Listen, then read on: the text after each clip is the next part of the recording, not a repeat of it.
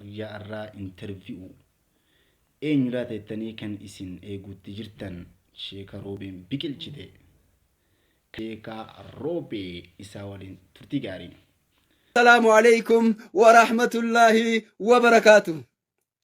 Wa alaikum salam wa rahmatullahi wa barakatuh. Sheeka Roobee maqaa kee kana jijjiirachuun fedhe. Rifatuun ammaka. Kiu jechuun ammaka. Maal? Sheeka kiyya maal taataree? Maal itti na gaafata maqaa kiyya jijjiiradhannaan kiu jechuun amma naan jette. Maaluma argattan?